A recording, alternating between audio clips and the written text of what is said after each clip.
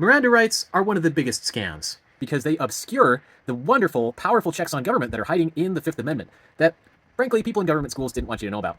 So when we talk about Miranda rights, we're talking about you have the right to remain silent. Anything you say can be used against you in a court of law. You have the right to an attorney. If you cannot afford an attorney, one will be provided for you, etc. You understand these rights, right? So this only vaguely resembles what's in the Fifth Amendment and actually ignores and completely leaves out several of the most important parts. So first of all, just the phrase, you have the right to remain silent. I mean, like, gee, thanks. Like that kind of almost sounds opposite of freedom of speech. Oh, you have freedom of silence. Great, great, thanks. What that's sort of referring to, but in a very veiled and vague and frankly misleading way, is the actual content of the Fifth Amendment, which includes saying that you shall not be compelled in any criminal case to be a witness against yourself. And this protection right here is actually completely slashed and subverted by plea bargaining. So they're not actually correctly stating your right as declared and protected in the Fifth Amendment. Instead, they're just saying you need to shut up, and if you say anything, then we will take that as a witness against you. So you see, there's a very, very big difference there because the government is actually proactively using anything you say, threatening you that they'll use anything you say against you. And this actually primes you for the plea bargaining stage where they've intimidated you, right? They said you have the right to remain.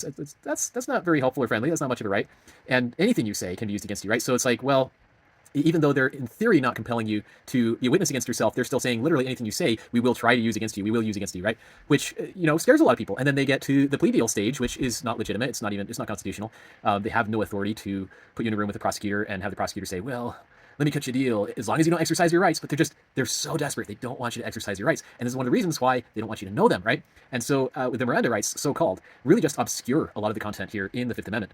And, if you can't afford an attorney, one will be provided for you. That is also an egregious mislead and misread of the Fifth Amendment. The Fifth Amendment actually says, this is actually Sixth Amendment, that says that you shall have an let's see, impartial jury. That's super important. They don't give you that. But also to have compulsory process for obtaining witnesses in your favor and to have the assistance of counsel for your defense.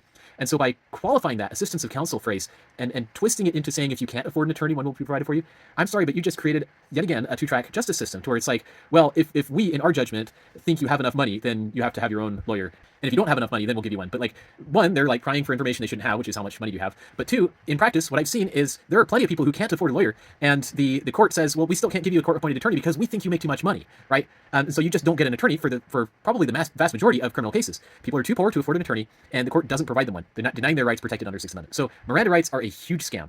And yeah, public schools teach that this is what's in the Fifth Amendment, but it's like only very slightly, sort of, but very misleading, and it completely obscures the grand jury. So this is how they were able to destroy it, is by making people completely ignorant of their rights.